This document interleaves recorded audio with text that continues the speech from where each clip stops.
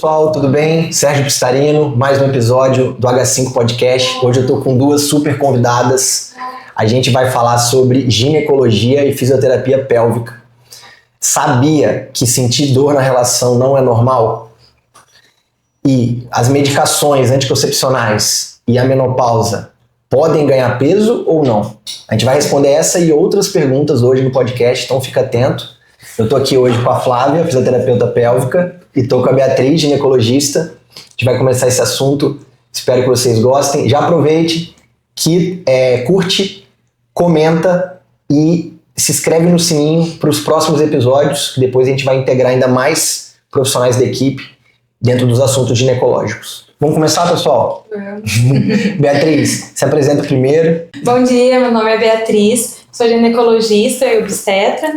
Aqui na clínica High Five estou atuando mais na área ginecológica e uma das abordagens também no meu atendimento é sobre o tema de climatério e menopausa. Bom dia, pessoal, eu sou a Flávia, sou fisioterapeuta pélvica e atuo mais na área de incontinência urinária e disfunção sexual feminina. Perfeito, a gente vai abordar esses temas então com vocês. E o que a gente vê aqui na clínica são muitas pacientes, as mulheres, tanto no desejo de estético pós-parto, isso é um público que vem bastante. Tem as mulheres atletas que não sabem muito bem se devem usar pílula, se não devem usar pílula. Tem as mulheres que perdem urina nos exercícios.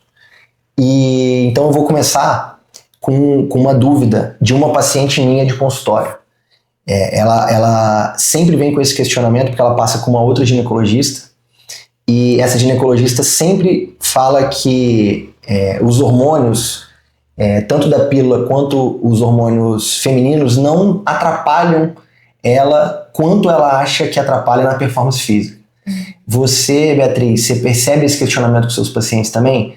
Quando esse paciente tem uma questão de exercício físico, trabalho, esses hormônios afetam no dia a dia as mulheres ou não? Isso é uma lenda? Essa é uma queixa bem comum de consultório. Os pacientes sempre chegam relatando, mas eu tô tendo na luta com a balança para tentar perder peso, mas eu estou usando uma pílula X e aí com isso eu não tô conseguindo, a culpa é da pílula. Sempre o vilão da história é o hormônio. Eu acho que a gente tem que colocar muito na balança essa questão.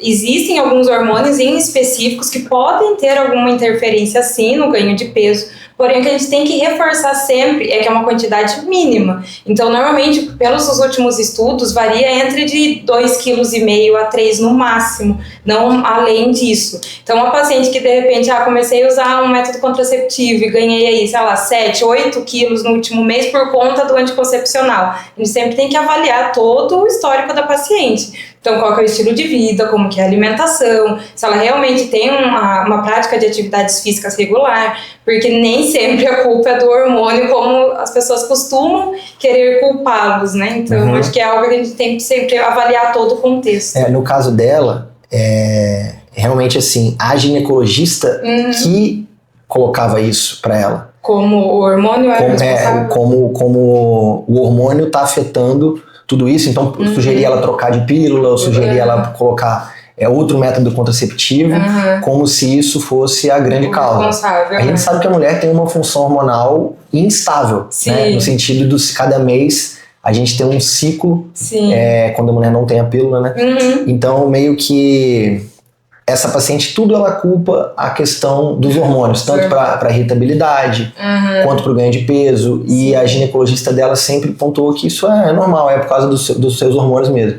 Então, para entender melhor a pergunta que eu estou fazendo, faz sentido essa paciente estar sofrendo com isso ou existe alguma coisa que ela pode fazer para amenizar tudo isso? Então, dentro da gama dos hormônios que nós temos, alguns podem de fato interferir. Então, de repente, manejar exatamente o hormônio que a gente vai prescrever pode ser uma conversa que a gente consegue ter com a paciente. Então, tem algum que tenha menos interferência, no que de repente no sintoma que ela quer inibir. Então, isso a gente consegue manejar. Mas agora, culpar somente o anticoncepcional, acho que é algo que aí a gente tem que estar relevando. Só deixa eu entender direito qual que é a pergunta que você quer. Não, é isso mesmo. E, por exemplo, a mulher que não está com pílula. Então, assim, ela tem esse ciclo instável.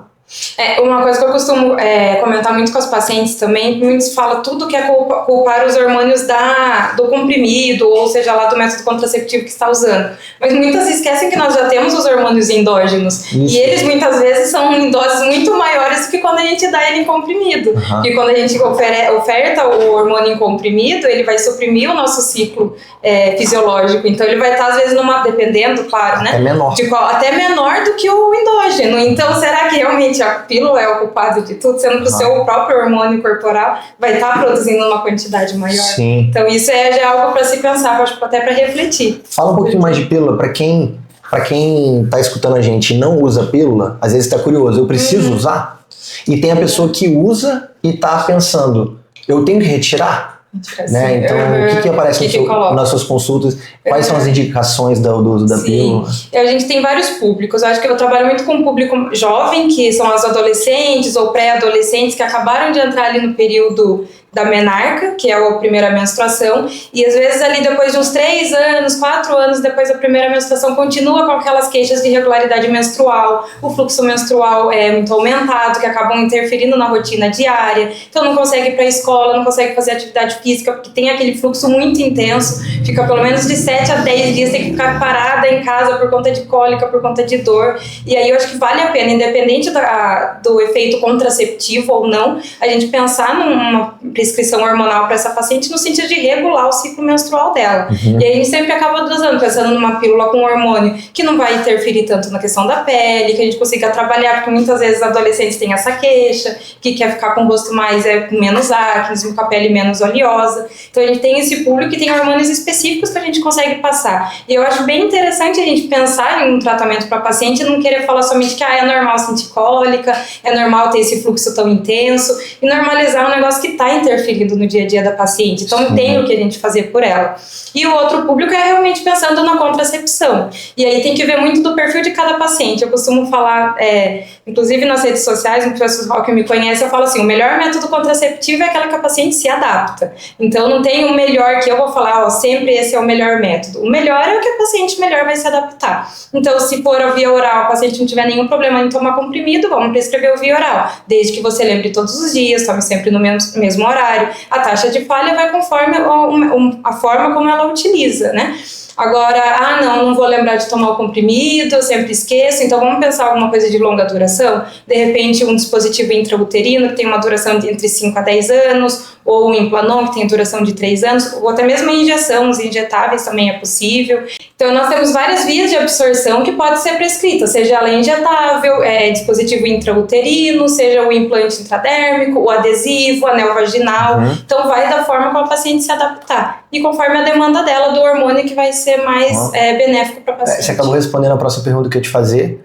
E só para vocês terem uma ideia da vasta quantidade de medicações anticoncepcionais que existem. Sim. E o público, em geral, coloca tudo isso como se fosse pílula.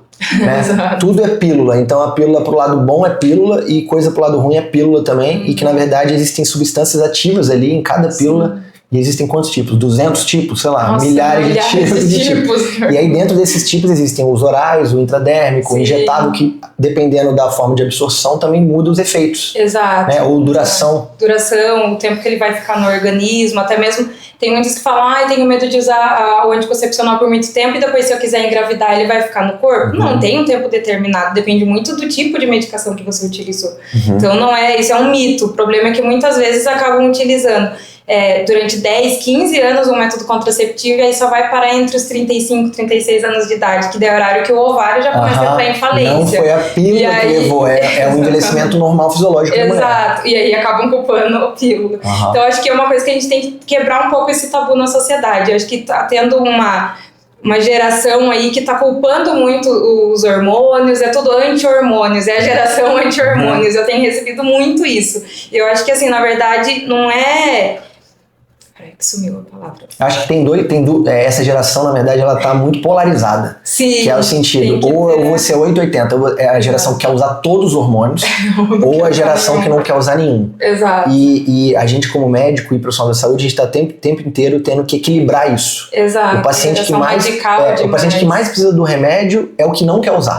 Exato. E o que não precisa do remédio é o que quer usar. Sim. Então a gente tem que ficar advogando nesse equilíbrio e realmente personalizando as indicações. Exato. O que é legal pra você. Exatamente. Porque quer ir no efeito manada. Se ela tá naquela bolha de uso de hormônio, ela quer usar, quer colocar, sei lá, um chip, no seu caso, né? Chips todos aí, então aquela mulher quer colocar chip.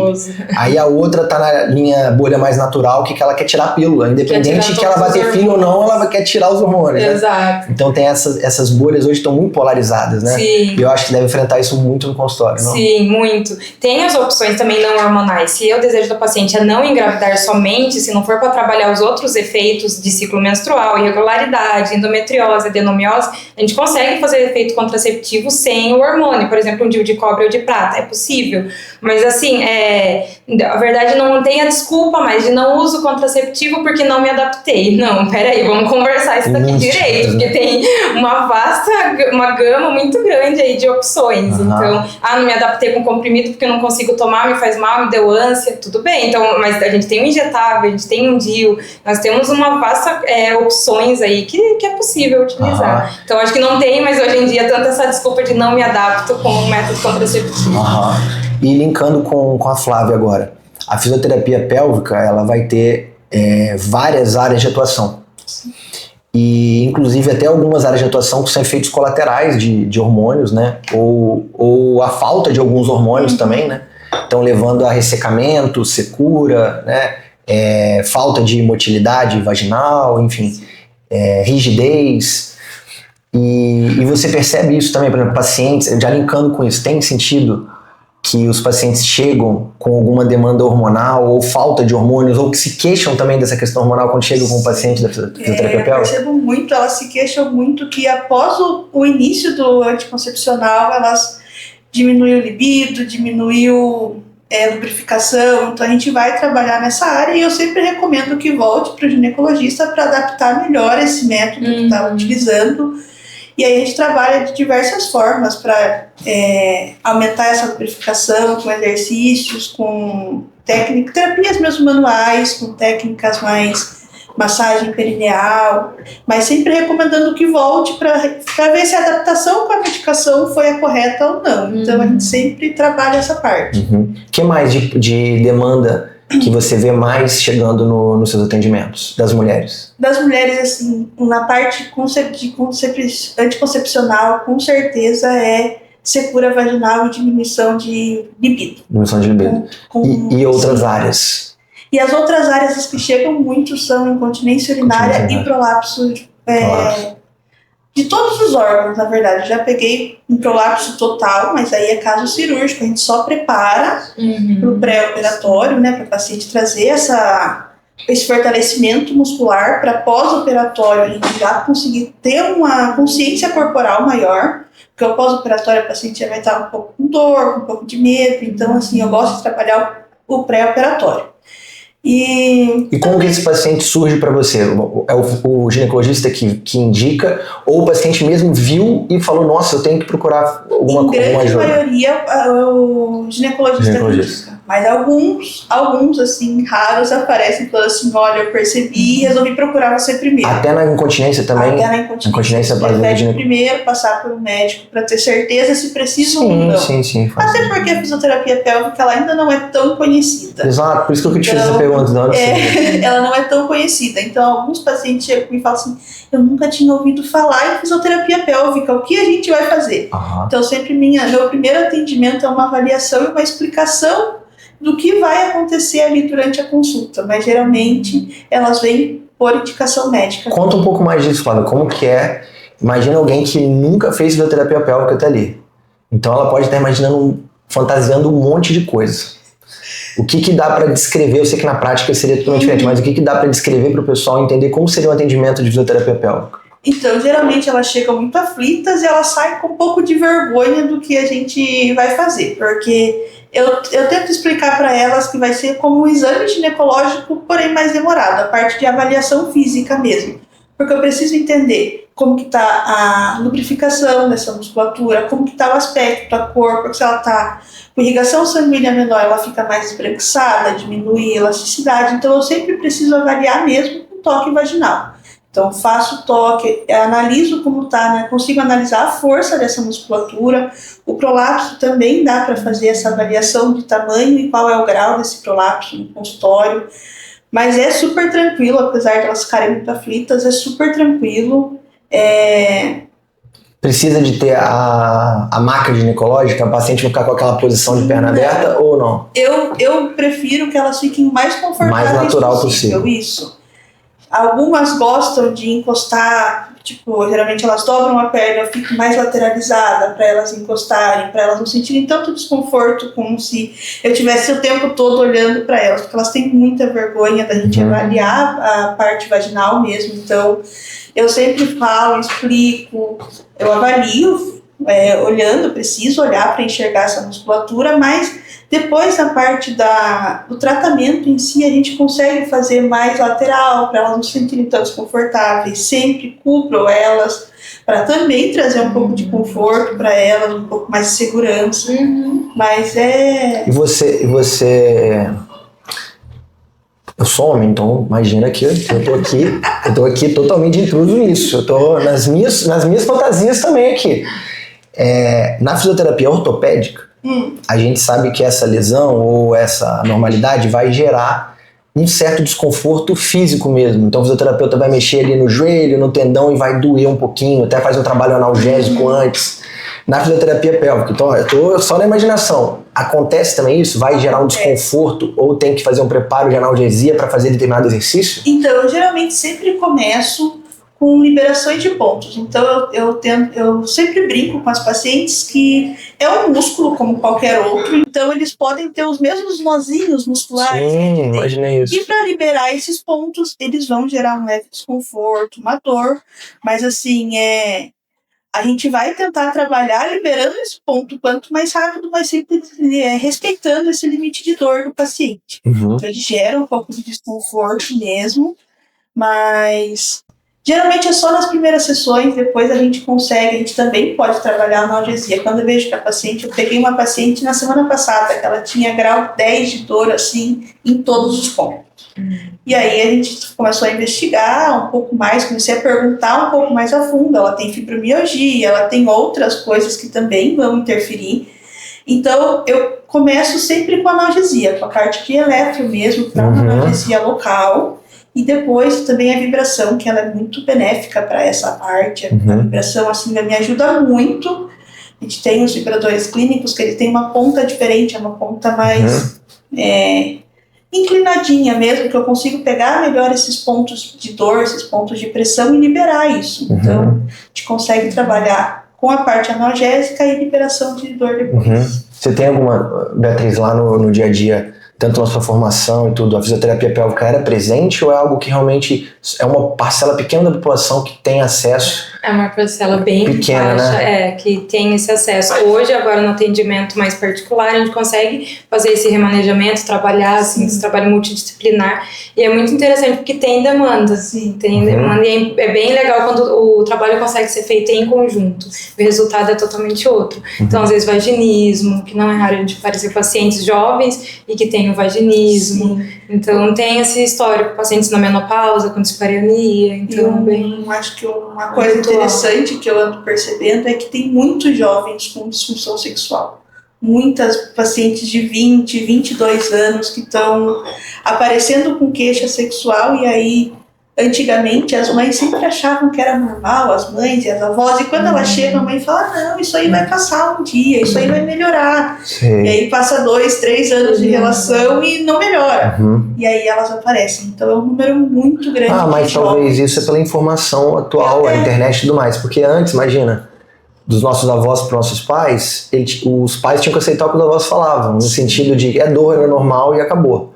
Hoje em dia você pesquisa, né? A gente tá falando até anteriormente aqui, você joga aqui no chat, na inteligência artificial, num fórum na internet, fala, pô, essa dor não é normal. Aí tem uma influenciadora falando que aquilo também não é normal.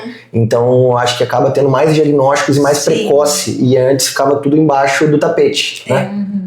A internet, ela veio para ajudar nessa área também, né? Porque muitas pessoas estão divulgando, tipo, a Preta Gil que ela fez, fisioterapia pélvica. Quando ela falou, não, fisioterapia pélvica salvou minha vida, apareceu muitas pacientes, assim, porque não, ela falou, eu quero entender o que é. Pelo menos para saber o que é, as pacientes apareciam.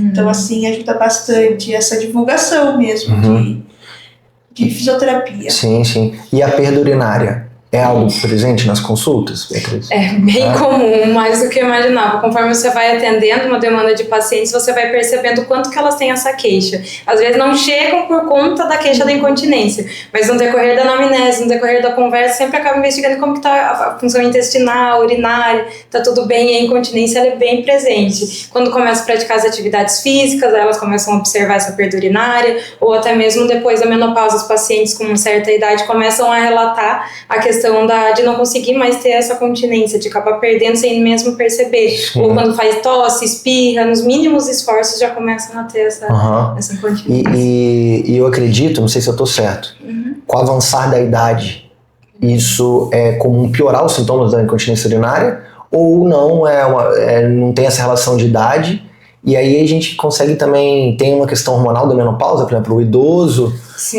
que foi perdendo o trofismo, enfim, eu estou tentando linkar algumas coisas dessa disfunção hormonal da menopausa e ele ter mais incontinência? O que a gente chama daí da síndrome geniturinária, que é no período da menopausa climatério que ocorre, né? Então é por conta também dessa falta do estrogênio na região vaginal, que na verdade o hormônio estrogênio ele está presente, os receptores do hormônio de estrogênio em todo o corpo. Então desde a parte cerebral, cardíaca, músculo, parte da pele, então tem esses receptores. E na parte ali vaginal e urinária não é diferente. Então, por conta disso, por conta da ausência do hormônio de estrogênio, acaba causando tanto a secura vaginal, a musculatura já, né? Você também pode complementar, também já não é mais a mesma. Acaba o trofismo ali, acaba interferindo nessa questão. Então, por isso que muitas vezes a abordagem tem que ser hormonal, hormônio local ou até mesmo sistêmico, pensando em conseguir tratar esses sintomas da incontinência. Veja se eu tô certo também de novo, ó. Tô fazendo uma ligação. Tem um paciente que vai chegar pra gente falando, nossa, doutor, eu tô com pouca massa muscular. E aí existem os hormônios que podem te ajudar a ganhar massa muscular. Né? Só que sem o exercício, esse hormônio não vai fazer muito efeito. Então eu vejo que talvez nessas questões também ginecológicas, as medicações, os hormônios, menopausa e tudo mais, vão ter as indicações, mas também a fisioterapia pélvica tem que estar ali fazendo esse exercício para ter o efeito esperado da medicação, Exato, né? sim. Então, né, na medicina esportiva é direto isso, as pessoas querem resultados mágicos com as substâncias, com os suplementos, só que treinar de fato elas não estão treinando de verdade. Né? Não é mais ou menos isso? É mais ou menos isso mesmo, por isso que eu acho que a fisioterapia e a ginecologia conseguem trabalhar muito bem juntos. Porque a ginecologia ela entra mais com essa parte medicamentosa para tratar os sintomas iniciais e a gente vem com aquelas sequelas, digamos assim, que a falta do estrogênio deixou. Então a gente trabalha com essa fraqueza muscular, porque querendo ou não, o músculo de assoalho pélvico ele é totalmente esquecido. A gente acabou deixando ele de uma forma involuntária, o que era para ser voluntário, era para a gente ter essa consciência de contração. Tem um estudo que diz que 40% das mulheres não sabem contrair assoalho pélvico. Que tem a ver com o pompoarismo? Tem a ver com o pompoarismo, mas é um fato importante que nem todo mundo pode fazer o pompoarismo. E por que você acha que a gente perdeu? Porque assim, tem coisa que a gente fala, perdemos a força na perna porque a cadeira veio e a gente agora não senta mais de cócoras. Por que o ser humano perdeu a força do assoalho pélvico? Ele tem essa resposta? Então, a gente, que o pessoal fala sobre isso? A gente, mulher, a gente aprendeu que tudo tem que esconder, é tudo muito sujo, muito protegido, você não pode tocar, então você não se conhece. A mulher, geralmente, ela não se conhece. Entendi. Quando eu falo para uma mulher, eu preciso que você se toque, que você entenda, nossa, elas ficam geralmente apavoradas, porque eu não posso fazer isso. Então é algo meio cultural. Ao longo do tempo, culturalmente, a mulher foi colocando a parte sexual da mulher foi muito proibida pela religiosidade cultural, então a mulher não se tocava, não podia ter libido, essas coisas todas, né? Acho que a grande maioria, acho que a doutora também vai concordar, de mulheres, eu acho que elas nunca chegaram ao orgasmo, porque elas não conhecem o próprio corpo. Sim. Então essa falta de conhecimento, ela vai interferir em muita coisa mesmo. Claro. Talvez por uma repressão que aconteceu há muito tempo atrás e até hoje está presente. E até hoje é presente. De menina tem que sentar com a perna fechada para esconder. Então Sim. é muita coisa assim que foi ao decorrer do tempo fazendo com que esse músculo não trabalhasse, né? Se a gente não trabalhar mesmo, é o que eu estava falando da ginecologia, ela entra com a medicação e a gente entra com reabilitação muscular mesmo. Então a gente vai tratar, eu vou ensinar essa paciente a contrair o músculo certo, a gente consegue ter força de assoalho pélvico, a gente consegue ter consciência corporal e também a gente consegue equilibrar essa força. Um exemplo, a paciente que perde xixi na tosse, no espirro. Ela está com uma fraqueza muito forte, mas ela não precisa necessariamente ficar 100% do tempo dela com aquela contração máxima. Então a gente consegue equilibrar em 30%, 40% essa contração para ela entender como o corpo dela age também. Você vê que a fisioterapia, ela vai remanejar, reposicionar, ativar tudo. Isso. E depois aquilo entra num processo meio que automático. Sim. Então essa pessoa começa sentando, melhora a postura, que ela fez uma hora de sessão de físio e adequou aquela postura.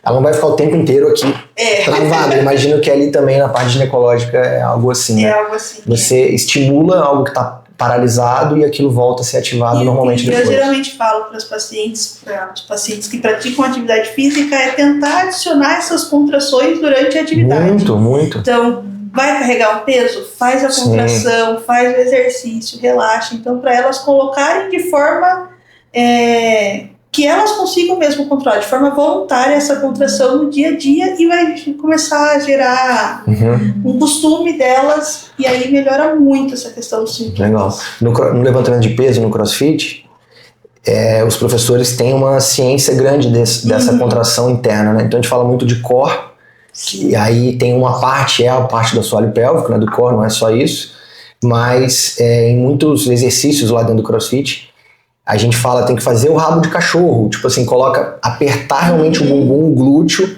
e fazer uma contração de dentro para fora, né? Então é algo que não é perceptível nem visualmente às vezes, mas tem que ter uma contração interna.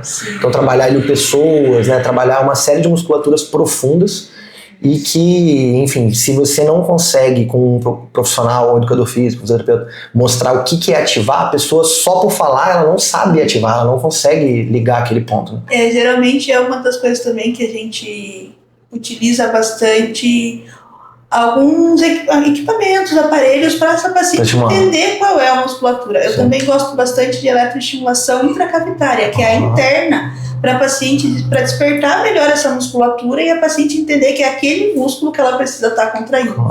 E que ela não precisa, no geral, ativar toda a musculatura para contrair a assoalho pélvico.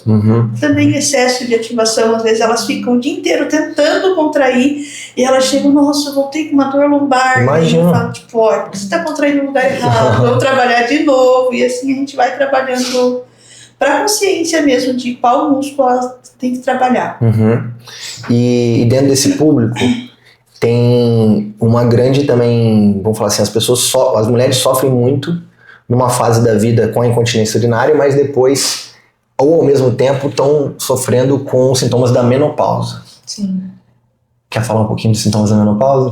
Se a gente adiantar de novo. Claro. Eu acho que o que a gente tem que definir, e é importante para o público ter essa consciência, o que é a menopausa, fazer definições. Então nós temos dois termos, um é a menopausa e outro climatério. Menopausa é uma data específica, a gente faz esse diagnóstico da menopausa de forma retrógrada. É quando completou exatamente 12 meses sem nenhuma menstruação, sem nenhum fluxo menstrual. E aí sim a gente fecha o diagnóstico de menopausa. Então quando foi a data da menopausa da mulher, ou com qual idade foi a menopausa. Então é uma data específica, um ano específico. Agora tem outra definição que comumente é definida como menopausa, mas na verdade é o climatério, que é o período que antecede a menopausa. Então varia em média, eu costumo dizer, de 5 a 10 anos ali antes da data mesmo da menopausa e mais um tempo depois, né? Então, esse é o período que nós definimos como climatério. Na mulher brasileira é definida a menopausa e ela ocorre entre os 45 aos 55 anos e o diagnóstico é estritamente clínico. E isso que é uma coisa que muitas vezes as pacientes chegam no consultório, porque eu quero dosar meus hormônios para saber se eu estou na menopausa. Quero dosar o meu hormônio para saber... Data, não é um processo. Quero saber...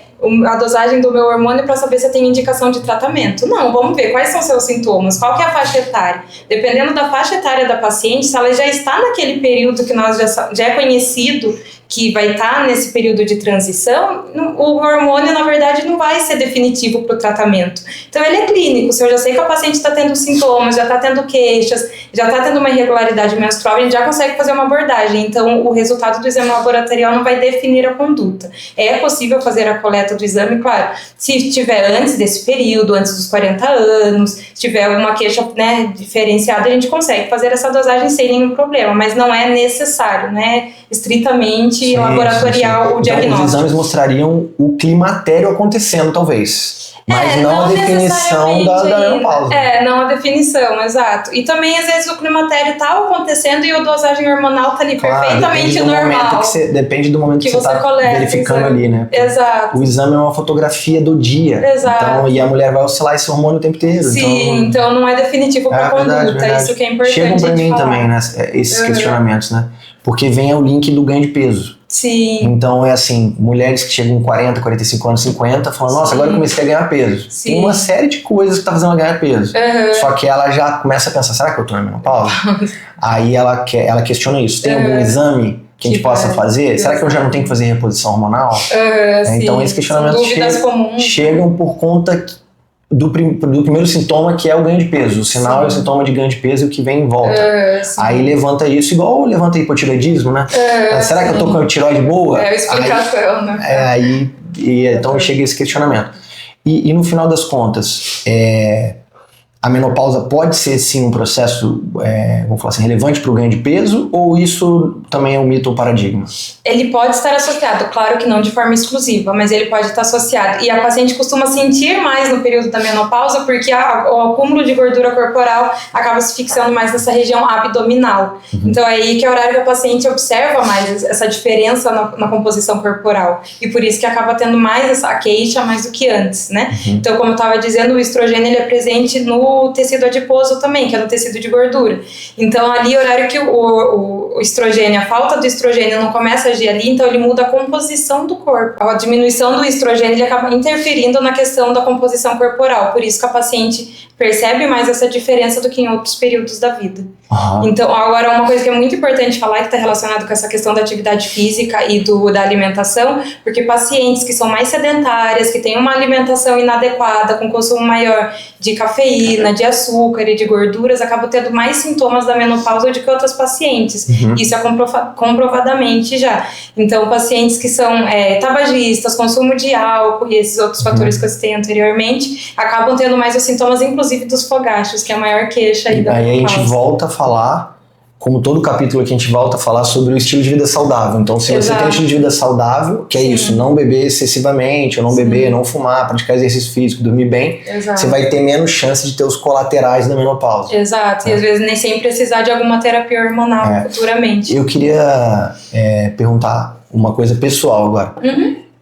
O que você acha, então, se essa mulher está passando por sintomas de menopausa, você constatou lá e tudo, o climatério e tal, a reposição, e ela não tem contraindicações da reposição, essa reposição vai realmente ser saudável para ela? Porque também existe essa polêmica, faça reposição hormonal menopausa ou não faço? Né? Não tem uma briga da ginecologia? Se deve ou não deve? Como é que você acha? Na verdade, a paciente que faz terapia hormonal, ela sai agradecendo na maioria das vezes por não passar por tantos efeitos, tantos sintomas da menopausa desse período, do que as que não fazem. Então, realmente, tem um benefício para a paciente, e isso é clínico ali, é de você atendendo e você vendo a diferença para os pacientes que utilizam o hormônio. Então, tem benefícios. Claro que eu acho que hoje em dia criou-se um tabu muito grande em relação de que a terapia hormonal causa câncer de mama. Acho que esse é o principal, assim, que eu recebo no consultório. Então, não quero fazer terapia hormonal porque vai ter câncer de mama. E, na verdade, o que acontece? A paciente já tem uma lesão precursora para o câncer de mama, você não vai prescrever, porque ela pode acabar piorando e trazendo outras repercussões nesse sentido. Agora, uma paciente que não é que ela vai causar, ela não é a gênese do problema, essa é a questão, e isso que é difícil de colocar para as pessoas. Sim. Inclusive pacientes com nódulos de Bihrades 3, que é o que a gente chama, que é um nódulo muito provavelmente benigno, algumas que já foram inclusive feito biópsia, não é contraindicação, ela pode fazer. Então, na verdade, e aí entra de novo na mesma coisa, a questão da obesidade, do consumo de álcool, do tabagismo, é um fator de risco para o câncer de mama maior do que a terapia hormonal. E muitas vezes a pessoa prefere culpar o hormônio do que culpar o estilo de vida. E vai se manter nesse estilo de vida inadequado. Exato. E não quer usar o remédio. Não quer usar que ela teria um benefício para poder controlar aqueles calorões que interferem no dia a dia, que causam a insônia, a secura vaginal, a dor na hora da relação, e aí quer evitar achando que é o único culpado por uma coisa que tem outros fatores de risco mais importantes. Sim, legal. Uma coisa importante para é que se a gente começar com a fisioterapia pélvica de forma preventiva, antes do início dos sintomas mesmo, já tem estudos que comprovam que 70% dos sintomas diminuem quando você chega na menopausa. Então, assim, um tratamento quando você vai tratamento preventivo, ele é também super eficaz nesses sintomas da menopausa. Então, E tudo, né, se a gente for ver, o benefício preventivo, ele supera sempre o curativo, né? Sim. Financeiramente, mentalmente, só que as pessoas, todo mundo aqui também acaba procrastinando isso, ou não tem tempo, ou tem outras coisas para fazer, porque ainda não está preocupado com aquela questão, né? Então eu acho que uma dica que eu sempre dou assim, não é todo mundo que, imagina, toda mulher vai ter que fazer fisioterapia pélvica? Não. Toda mulher vai ter que fazer reposição hormonal? Não. Mas ter essas informações que a gente está dando para vocês hoje pode servir de alerta. Então assim, minha família já tem perda de continência urinária, tem continência urinária. Minha avó teve, minha mãe teve, você que tem 35, 45 anos de idade não está tendo agora, mas você sabe que sua família tem, eu acho que ela está candidata a vir fazer um preventivo. Fazer o preventivo. Fazer a fisioterapia preventiva, claro. Porque ela está susceptível. Agora, e a mesma coisa também na reposição hormonal. Família toda passou, ou você já tem essas informações de tudo que está acontecendo na sua vida e não está dando certo na questão dos efeitos colaterais e sintomas da menopausa. Por que não consultar uma ginecologista especialista para saber se você é candidata a fazer, né? Terapia hormonal. E uma pergunta muito comum também é: preciso fazer terapia hormonal? Entrei na menopausa, tenho que fazer terapia hormonal? Já tô com mais de 60 anos e não fiz, tem algum problema por isso? Não. Na verdade, o que vai definir se a gente vai prescrever ou não são a gravidade dos sintomas. Claro. Então, se a paciente tem algum sintoma que está causando repercussão diária, aí a gente pensa em prescrever, mas caso contrário, se a paciente passou por esse período de uma forma leve, de uma forma que ela soube lidar, que não teve interferência na rotina diária, não tem necessidade. A gente tem muitos assuntos. Imagina, tem um acervo de ginecologia que são livros e mais livros e mais livros, né? Anos e anos de pesquisa, fisioterapia pélvica também. A gente vai ter outros episódios. A gente vai trazer outros profissionais também para complementar esse assunto. Palavras finais? Eu acho que o mais importante, principalmente pensando na ginecologia, seja no período da menopausa, seja em qualquer outro período da fase da mulher, é importante esse cuidado multidisciplinar. É a gente lembrar dos outros profissionais para a gente conseguir fazer esse atendimento em conjunto, né? Para conseguir oferecer o melhor para a paciente, não somente ficar restrita àquilo que a gente tem para oferecer, de medicamentos, de hormônios, seja o que for. Mas acho que é recorrer aí para poder dar um atendimento completo. Sim. Flávio? Eu acho que também trabalhar de forma multidisciplinar também para a qualidade de vida da paciente mesmo, para ela ter um futuro não precisando usar fralda, que ela consiga ter uma relação sem dor. Então, assim, é um conjunto de tratamento bem legal. Sim. Você vê que na High Five a gente tem essa filosofia de todo mundo pensar em prol dos seus objetivos, né? Então, o desejo do paciente, ele impera e todo mundo vai estar pensando na mesma linha para resolver o seu problema. Então, convido vocês a acompanhar os próximos episódios. Se curtiram, comentem aí. Nós vamos te preparar para a melhor fase da sua vida.